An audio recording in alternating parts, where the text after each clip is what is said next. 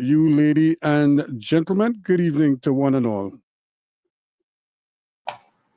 Yes, thank you, Ruskin at 91.1 Talk City FM. That's Ruskin Mark. 91.1 FM is our original base, our home base, stretching all the way back to 2011.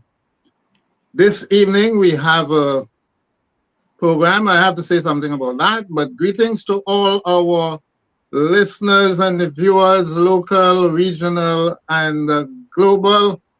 Good evening and welcome to another edition of Indaba, the program where knowledge grows, the program of the Emancipation Support Committee of Trinidad and Tobago.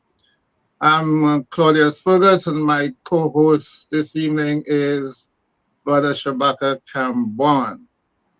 We have a slight change in the advertised program, and I need to tell you that just in case you're expecting. Our invited guests are unable to make it to the program for different reasons, but we are still going to address that very important issue which has global repercussions. It's not just a local issue, it's not a Caribbean issue, it's a global issue, and that is the US policy towards Cuba and all persons and all states that have had benefits from the Cuban doctors overseas and actually from the Cuban medical institutions as well. Once you study medicine in Cuba, you're likely to be punished by this policy. Once you are hosting Cuban doctors, you're likely to be punished by this policy. So it transcends the Caribbean. It is a global regional issue. We're going to discuss that still. But we begin with the Africa report this evening. But before we do that, welcome my brother, Shabaka.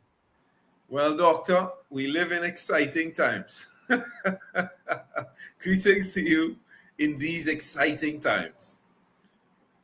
You know, for better or for worse, these are very, very interesting times that we are experiencing here. And I don't know that we have enough programs of Indaba to cover all the developments that I think are relevant, you know, to our people and to progressives all around the world. Just too much happening right now. Indeed, indeed. Yes, so the Africa report is the final in addressing the DRC. We had no report last week, so this would be a continuation of the week before. It's the DRC, the Democratic Republic of Congo, Africa's second largest country. And it's subtitled A Case Study for Terror, Imperialism, and the Fifth Industrial Revolution. Essentially, we are looking at the ongoing crisis and conflict in Congo. It's a very complex situation, very, very complex. There are multiple players, some say over 100 different competing groups that are rivaling for space and resources. But I have tried to simplify the issue, and I hope you understand. The purpose is to give you an understanding or the basis to understand what's going on in the DRC. And of course, it's imperative that you do some of the research yourself because there's only so much that the Africa report can address. So without saying much more on that, let's have the report brought up. The DRC. What we are doing for Africans, let Africans do. Nyerere was so clear in these things that lasting peace can only be achieved if it is midwifed by Africans who are guarantors. That was Professor of Law P.L.O. Lumumba.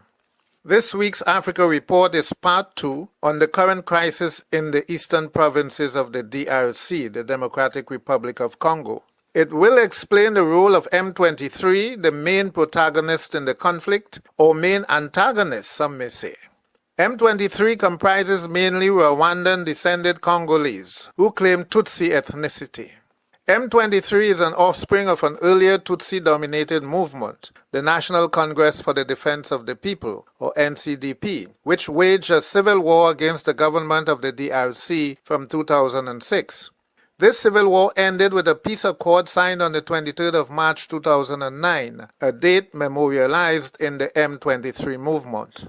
But none of this would make sense without understanding the historical context. So if you missed part 1, here is a brief recap. The current crisis in eastern DRC is fed by two major elements. The first is a combination of local and regional factors and takes the form of an ethnic struggle for political hegemony between Tutsi and Hutu. The second factor is a combination of regional and international stakeholders, taking the form of a scramble for cheap minerals, especially the rare earths needed for the technologies of the Fifth Industrial Revolution. The DRC is Africa's second largest country and arguably its most endowed in terms of natural resources, which are most highly concentrated in the eastern provinces. All societies are the products of migration, conflict, and integration. Eastern Africa is no different. Before the colonial era, the people of the Rwanda-Burundi Eastern DRC geopolitical zone spoke one language, worshipped the same god, and shared the same culture. They had their economic specializations as most Iron Age civilizations in Africa. Occupationally, a few were cattle herders, the majority were farmers, a very tiny minority were mainly hunters and pottery makers or potters. Then trouble came knocking. Enter the Europeans, namely the Germans and Belgians. To assert colonial control, these intruders embraced the ruling clans and decided to impose on them a new identity distinct from the rest of the society. Any family or individual owning more than 10 heads of cattle was officially labeled Tutsi. All farmers were labeled Hutu, except those with 10 or more heads of cattle, who became Tutsi. The hunters and potters were slapped with the ethnic label Twa, or Batwa. This is the genesis of the local dimension, or intra-ethnic conflict in the DRC today. East Africa's greatest scholar statesman, Mwalimu Julius Kambarage Nyerere, simplifies the conflict as a struggle for land in what is Africa's most densely populated region. So we think there is a Tutsi tribe there and a Hutu tribe. There aren't. In Burundi, you simply have one tribe, the Barundi. In Rwanda, you have one tribe, the Banyarwanda. Actually, they would tell you now, or in the past at least, they would tell you that they're not even tribes, they're nations, they're a nation. Rwanda is one nation, and that nation is the nation of the Banyarwanda. And in Burundi, you have one nation, the nation of the Barundi. These are the same people, the same language, the same land, the same culture, the same gods. In the run-up to Rwandan independence in 1962, the Hutu abolished the Tutsi monarchy and governed the new country until the 1990s.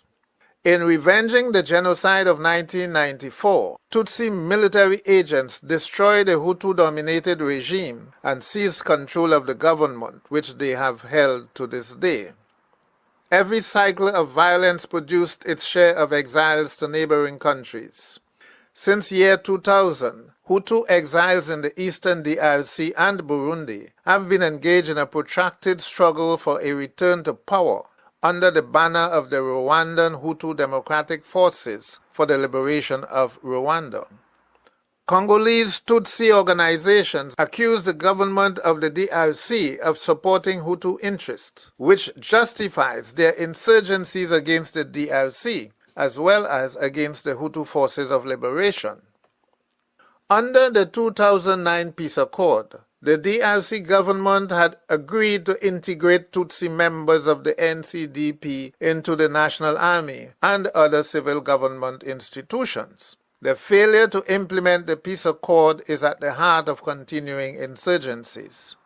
In April 2012, former members of the NCDP formed a new paramilitary movement, which they named M23, after the broken peace accord. Within months, M23 captured the city of Goma, the largest city of the eastern provinces near the Rwandan border. They withdrew to facilitate peace talks, but instead were driven out of the country, with many fleeing to Uganda and Rwanda. Nevertheless, these Tutsi had no intention of abandoning the DRC as their rightful country.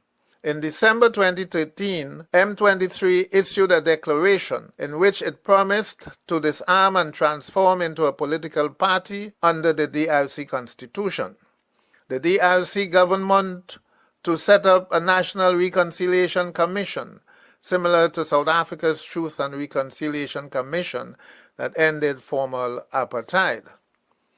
They also promised to cooperate fully in a strategy for social reintegration as Congolese citizens. The declaration also called for compensation for destroyed property and that perpetrators of war crimes in eastern DRC must be brought to trial. Apparently, the DRC has no intention of granting the Rwandan Tutsi equal rights as native Congolese, which to the Tutsis justifies the renewal of armed struggle. From 2022, M23 members began to return to the eastern DRC. In January 2025, they recaptured Goma, causing soldiers of the DRC to flee the city or surrender their weapons. Soon after, they took the university town of Bukavu, 200 miles to the south of Goma. The fact that the M23 fighters are mainly from eastern Congo has been upheld by President Paul Kagame when attempting to distance Rwanda from direct involvement in the conflict, claiming that the conflict is an internal Congolese crisis. First of all, what is M23? M23 is an organization born in and out of Congo. That's number one. Number two, these are Congolese.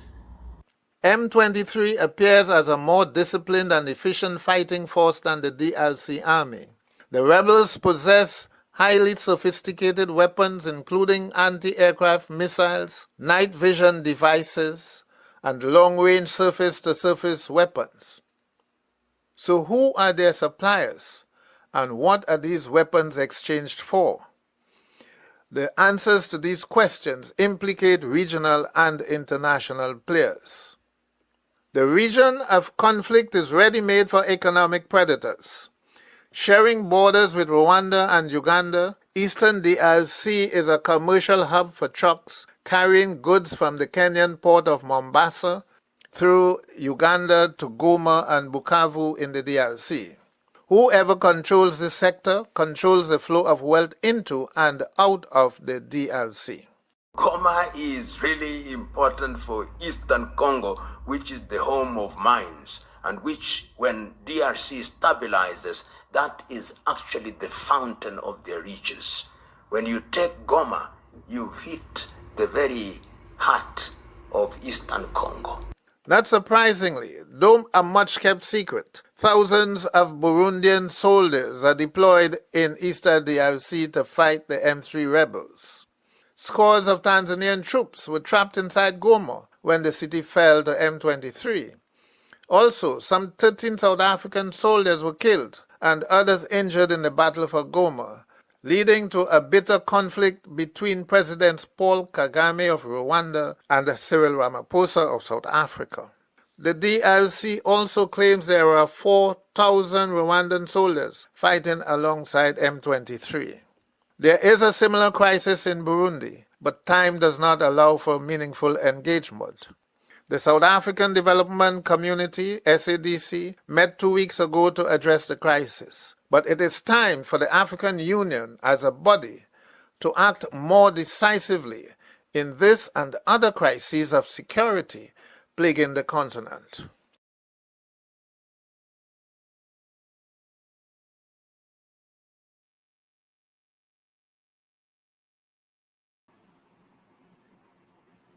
Wow, As for Dr. that your Fergus. Africa report, of course, the most popular perspective of the crisis is a struggle for minerals. That's a very important aspect of it. But to a great extent as well, it is a struggle for the right to be recognized as citizens. M23 is in effect a Rwandan diaspora, most of them born in the Eastern Congo. So it's a problem. I think a comparison could be made with Haitians in the Dominican Republic who have been there for a very long time and deny the right of citizenship to a great extent. But unlike the Haitians, the M23 have determined to assert their right of citizenship through armed conflict. So I think it's a right to live as Africans wherever you are. I think they share the idea. And I'm sure Malema would argue strongly in favor of the right of Africans to live anywhere and to cross borders, the colonial borders, to dispense with colonial borders. He is very, very strong about that Africans should not respect colonial borders, that Africans should be free to live and to move wherever they are. So it's a challenge for the idea, the concept, and of course, the struggle for one Africa, the rights of Africans to live wherever they are. Your comment, my brother, on the Dr. report? Fergus, my comment tonight is in the form of a question, really. Have you been able to identify in your research any luminaries or spokespersons on the continent, any movement to end, colonial identities? You talk about Julius Malema talking about colonial borders. What about colonial identities? Well, I thought you might have raised that. Nyerere speaks about tribe. I'm sure you must have heard him talk about tribe. But he also rejects the notion of tribe, and he insists that these are nations. These are nations. He does not accept tribal identities, even though conveniently they use the term tribe. But in the main, what I have found is on the ground, I'm talking about lived experiences, that Africans generally speak about tribe and do not contest the notion of tribe. There are some who do, but I think the common man on the street assert the tribal identity to a great extent. Yeah, Doctor, I think that's the best answer. When you travel around the post-colonial world, people are always somewhere in between, the identities that they have been given by colonizers. And when we talk about the identities, now we're talking about the name of their country, the name of the main, sites, important sites in their country, whether they be geographical or otherwise, names of important buildings, plazas, streets, monuments, and even the people themselves. In your report, you show clearly how the process of European naming is central to the genocidal, continuous warfare and genocidal activity that we see taking place in the region. And so there, people tend to be at some different stage along the critique of these colonial identities. So you have, for example, the country of New Zealand recently returned to its original name. A number of countries in the Caribbean are starting to utilize their original names alongside the names that were bequeathed by Christopher Columbus. The question I want to know in specifics of the Congo and perhaps other parts of the continent where European naming has come as a form of mischief, historical mischief that has created division, and which the kind of division that could lead to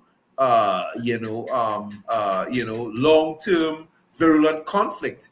What kind of measures have you found to address these matters. Because I'm not just talking about at the individual level, no, I'm talking about at the nation state, the community level, and so on. Well, the rejection is I think, something that is ongoing at the highest level as well. What I'm saying is that in the main, the common man on the street seem not to have a problem with identifying as one tribe or another. I hear it all the time in Ghana, in Nigeria, in Togo, and so on. But if you listen to Paul Kagame, even though he identifies as Tutsi, he rejects as well that there are different ethnic groups in Rwanda. So it's a kind of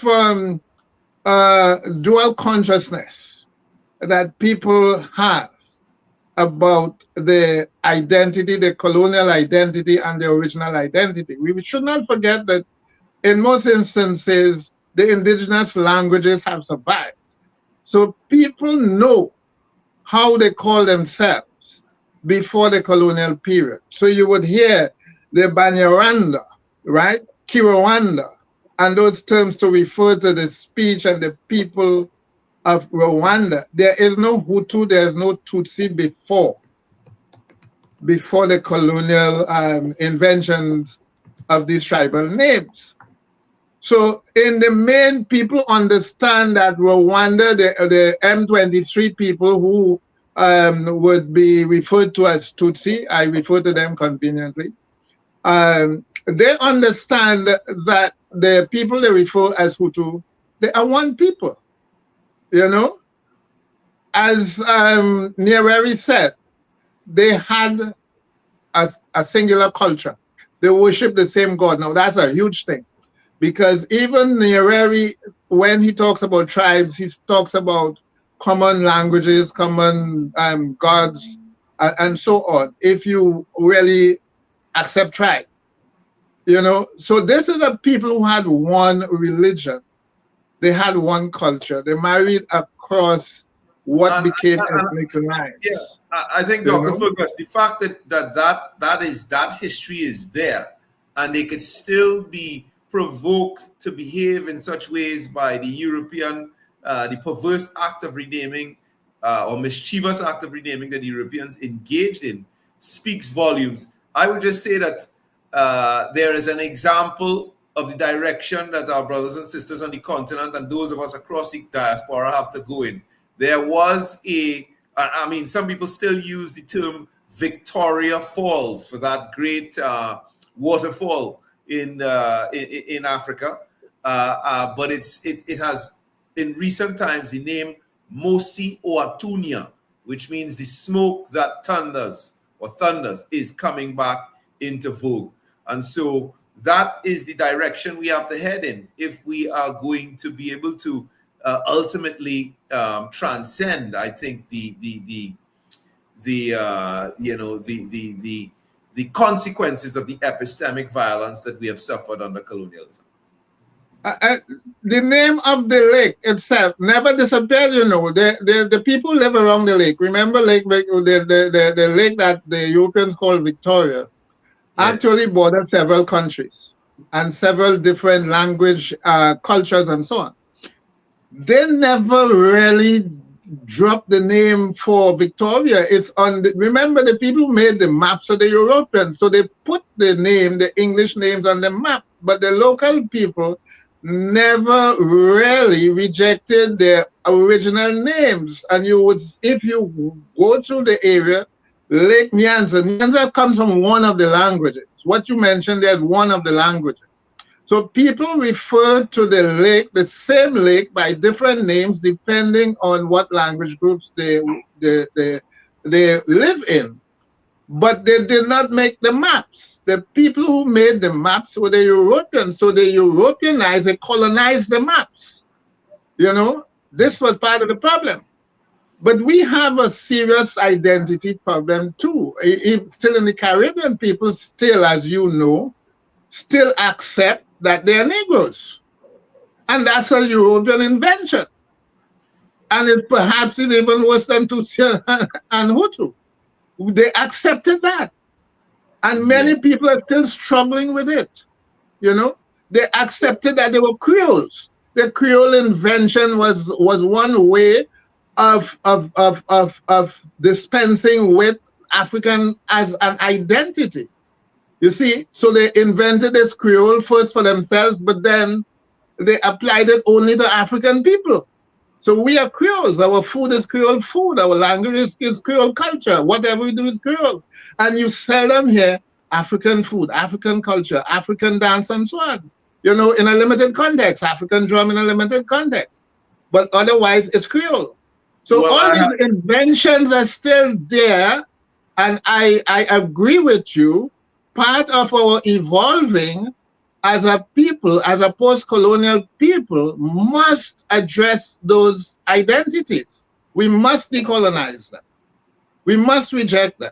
But they're there. We have to deal with them. So it's not only in Eastern Congo, it's not only in Africa, it's right here with us.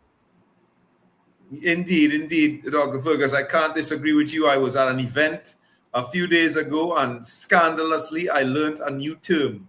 A young man, speaking about the history of stick fighting, said that, pointed to the drummers and said, and there you have the Negro drums, an expression, a phrase I have to confess I'd never heard before. It was the first time that I ever heard that expression. But anyway, as I said, we are, along this continuum of between our colonial past and our independent present. But I'm happy to say that we have made tremendous progress in the Caribbean. And on that note, Doctor, I think it's time for us to move to the Caribbean issue of the day.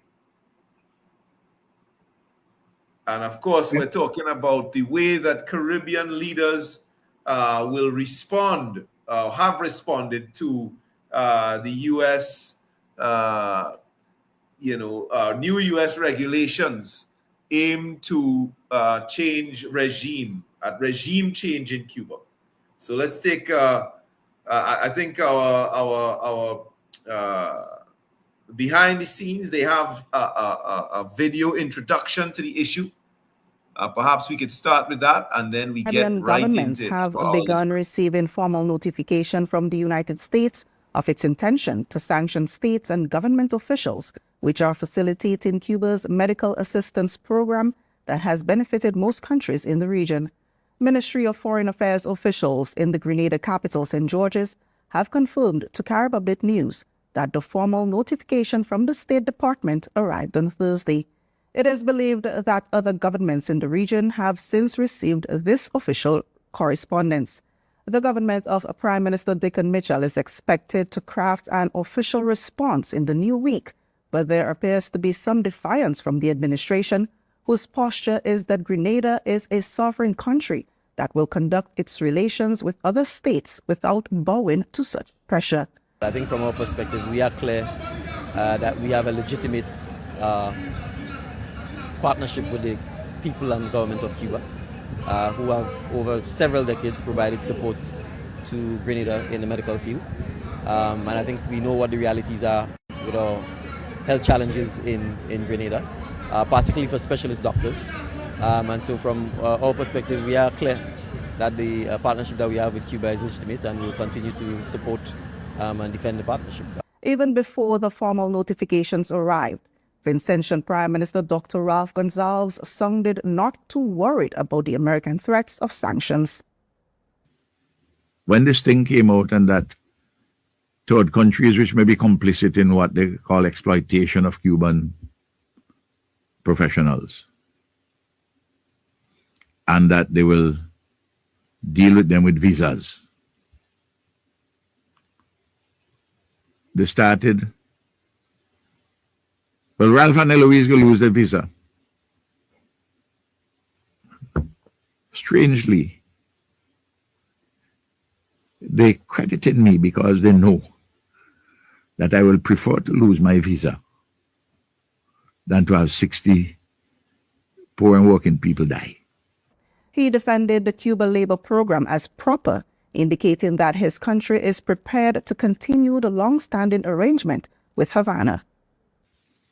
It is said that the Cuban professionals who are here under the agreement with the Cuban government, they had to pay, I don't know if it's 10% or 15%, whatever it is, of their salary. No, Johnny P., I'm talking to the Cuban government, but that doesn't mean that they're exploited. They got a free education. And if they're going overseas making money from that education, it's not unreasonable for them to put back something in the kitty. Eh? For more people to be educated. Johnny P. We put our people on bond. The American federal government lend money and people have to pay back the loans. A professional comes here and does anything, leaving to go overseas, they have to pay. They live overseas, they come and they go. They have to pay a withholding tax. Not only here, withholding taxes in America, it's in I think there's a misunderstanding as to what is happening. Maybe some people in Florida who push in a line don't quite understand what is taking place. When Carib Update News spoke to the Prime Ministers of Dominica, Grenada, and St. Lucia 6 days ago, those communications had not arrived in their capitals, but most expressed hope that dialogue with the United States on the matter will in the end avoid a showdown. I think it's a matter for us to clarify the matter with the State Department and the U.S. government. I mean, everybody understands how important the Cuban program has been and continues to be for many countries in the world, the Caribbean including. I do not believe that any health system, public health system in the Caribbean can survive without the support of the medical personnel from Cuba. So it's a matter for us to engage and to seek clarifications. I have no doubt that common sense will prevail in our discussion. Common sense with the U.S. government as it is now? Yeah, well, of course. I mean, the reality is, I mean, we worked with President Trump in his first term. The Caribbean was not adversely impacted by President Trump's first term in government, and I think it's a matter for us to continue to engage the Trump administration and people in the Trump administration. The Trump administration has threatened to restrict visa access and impose limited sanctions on officials it deems are linked to the program, what it decries as a program of forced labor. That agenda has been driven by new Secretary of State Marco Rubio, who branded the labor programs as self-serving and abusive. Cuba's Foreign Minister, Bruno Rodriguez, lashed out at the restrictions, calling the measure part of Rubio's personal agenda. The decision to restrict visas for those involved in Cuban medical mission is the latest significant escalation in the U.S. policy towards Cuba since Trump took office on January 20. Rubio, a former U.S. senator and the son of immigrants who came to Florida from Cuba in the 1950s, has long opposed to normal relations with Havana.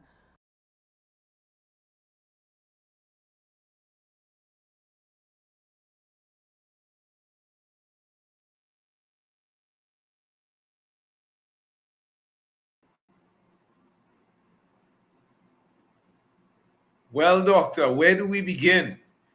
Yes. I think I want to ask you this because I know you are more up to date with news on social media and otherwise. The foreign ministers of CARICOM would have met about 2 weeks ago, and they issued a communique. I read the report from our Minister of Foreign Affairs, Senator Emery Brown, Dr. Emery Brown, and they indicated that they were to meet with a U.S. Special Envoy in Washington in the second week of March, which is now. Have you heard anything at all? No, in fact, the last communique I read indicated that they will, they were waiting to see what would come out of such an engagement. So perhaps, I don't know if I'm behind time, but that's where I am. But I think that I think we need to. I think a good place to begin this conversation is on the question of common sense prevailing. We're looking at an embargo on the imposed by the United States of America since 1960. During the first the early period of the rule of Fidel Castro and the late Fidel Castro, the late leader of the Cuban Revolution, and that embargo has consistently been rejected by the international community, the General Assembly of the United Nations. The last vote which would have been for the resolution titled Necessity of Ending the Economic, Commercial, and Financial Embargo imposed by the United States of America against Cuba, would have passed with 187 votes in favor and only 2 against and 1 abstention. And those 2 states that voted to maintain this embargo were Israel and the United States of America. And there was 1 abstention from a state called Moldova. And so the overwhelming perspective of the international community is that the embargo, which is the basis of this conversation, is illegitimate. Yet, the General Assembly's votes are non-binding, but certainly I think they speak clearly to the position of the international community vis-a-vis this kind of action taken by the United States of America. And so I think most Caribbean people would feel a deep sense of pride in the response of our leaders thus far. I'm hoping that we do have the statement by the Honorable Prime Minister Keith Rowley to share with our audience tonight. I don't know if, Dr. Fergus, if you could speak to that. I have not seen. I think the response would have come from the foreign minister. Most of the issues such as that would be a concern of the foreign ministry, actually. While we have had responses from ministers, from heads of state, Grenada, St. Vincent, and other comments sought from Dominica and so on, I don't know. I have not seen. I would not be surprised if there was a statement, but I have not seen any coming from the Prime Minister. I think it would have been a good gesture for him to make a statement on such a grave matter before he steps down from the Prime Ministership sometime later this week. Yes. Well, let me say that I think this is so significant. I think he should not have stepped down to leave that issue in abeyance. He should have spoken it. And I don't know if he did. Remember, I'm saying I don't know if he did because in many instances, it's when approached by the press that you would get a response from the Prime Minister. Otherwise, generally, you get it from the ministry responsible for it. Yeah, no, Dr. Rowley has responded to the matter, and he's responded very sternly on it. And I'm going to quote him here. And this is why I was hoping that we would have an actual clip of him speaking to the issue, because those clips are available online now. They were in the news and so on. But he says that, to quote him, out of the blue now, we have been called human traffickers because we hire technical people who we pay top dollar. And he added that he was prepared to lose his U.S. visa. in this fight for what he thought was just and correct. And he also alluded to the fact that there would be some in Trinidad and Tobago who are suggesting to him that he should capitulate. So he's come out in fighting terms, and it would be great if Renee and Zach could pull up his statement and we could have it here on Indaba in his own words. But I have to say that like the other Caribbean leaders who have made strong statements, Dr. Rowley has also made a strong statement. And I think across the region, there is a general sense of pride in the way that our leaders have stood up to these threats. And let me say something about the basis of these threats, Dr. Fergus, because this started about a month ago, sometime during the carnival period, when the U.S. announced a measure arguing that the labor export programs run by Cuba's government, which include the medical brigades, enrich the Cuban regime. And of course, their strategy of regime change in the Caribbean tends to involve, tightening the grips on the country in question's economy, to find ways to make the economy scream, in the words of the late Richard Nixon, President of the United States, and about Chile, to make the economy scream as a way to get the people themselves to overthrow their leaders. And, I think it was Marco Rubio who argued that this measure, the medical brigades, those who engage with the medical brigades are complicit in the exploitation and forced labor of Cuban workers. And so that's the context in which all of this is playing out. So while we were busy fetting, the U.S. announced these measures by which certain officials in government in the Caribbean who promote or engage with the Cuban government's medical brigade program, which would both enrich the Cuban regime and help to exploit the Cuban people, would be sanctioned. Of course, the people around the Caribbean region have pointed to the great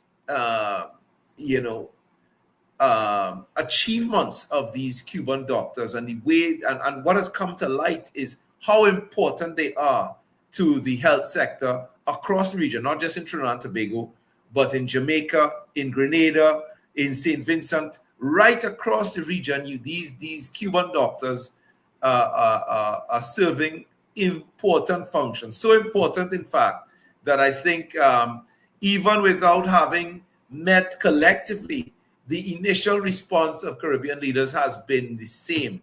We stand by this program. We will not budge at this point in time.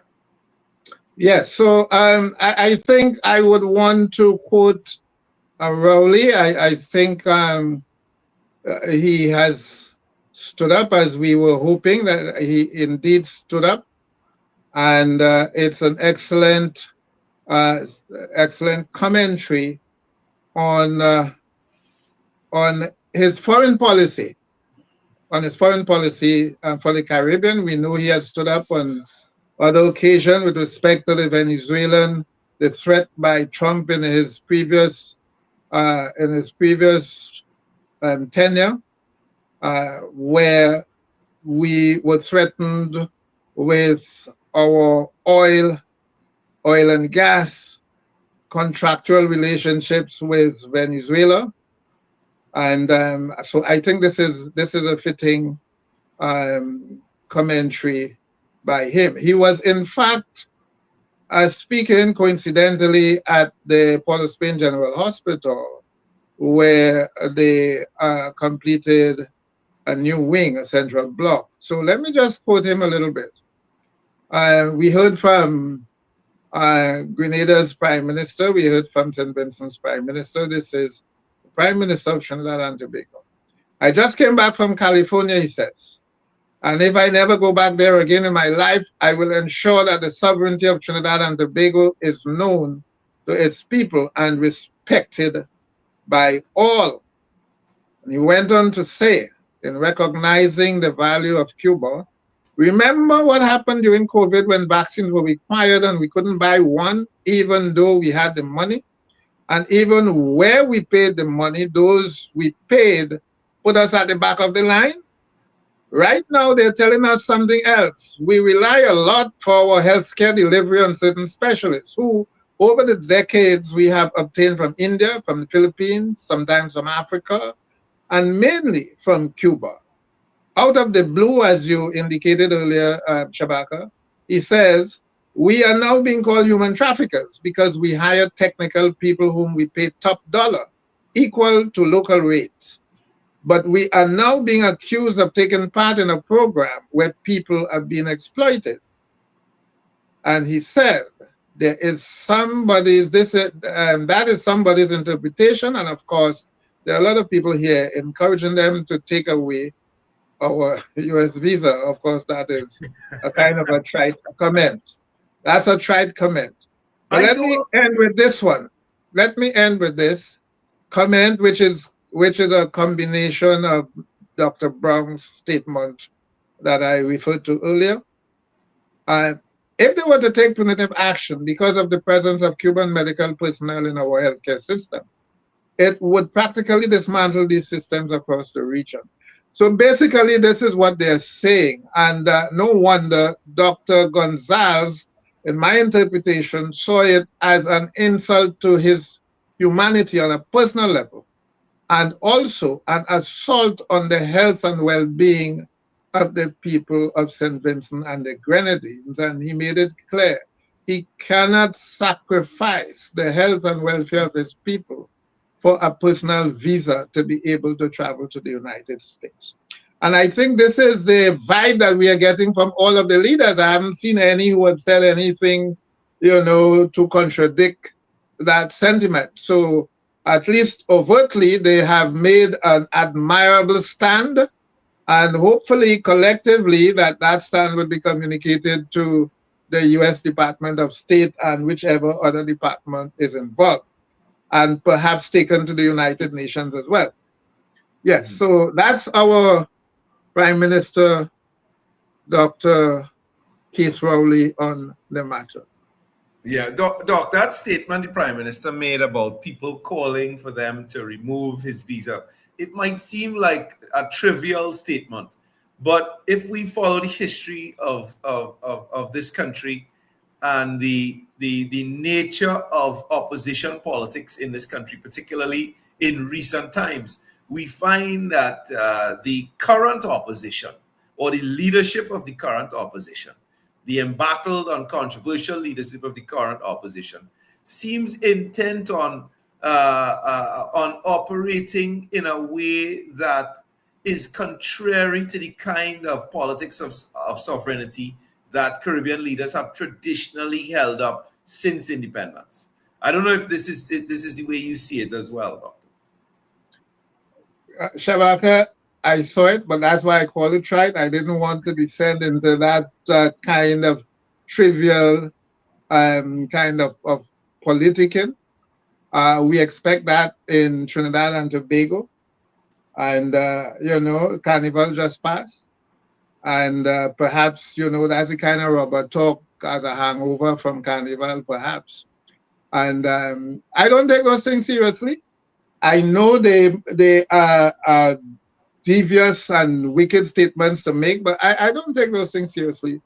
And they will always make those statements. It's part of the local politics, Shabaka. It's part of local politics. I don't want to take such a serious issue into the realm of that kind of gutter politics. I don't want to do that. All right. Well, and tonight then, as we come into the program, I want to salute Brother David Abdullah, the political leader of the MSJ. They were one of the first groups to speak out about this issue. They were on the ball. They issued a press release that was published on the 4th of March, 2025, condemning the U.S. targeting of countries helped by Cuba.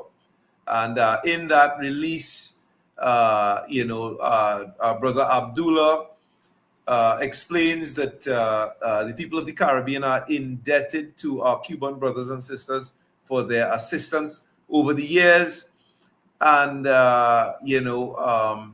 he welcomed the Caribbean response to the issue and described the U.S. move pejoratively as imperialist bullying, invoking the 200-year-old Monroe Doctrine. So tonight, we salute the leadership of the Caribbean and the leadership of Caribbean luminaries like Brother David Abdullah for standing up in the way that they have. On that note, brothers and sisters, I wish you well, and I ask you to enjoy. I invite you to join us again next week, Wednesday, same time, same place, for another edition of Indaba. And let me say that the place where knowledge grows, the Indaba program, is going to continue to follow this issue. We lost two special guests from across the Caribbean tonight, at the last minute, and we weren't able to replace them to have a more in-depth conversation on this issue. But we're not going to lose the opportunity to continue to follow this issue right here for your benefit, brothers and sisters. Good night.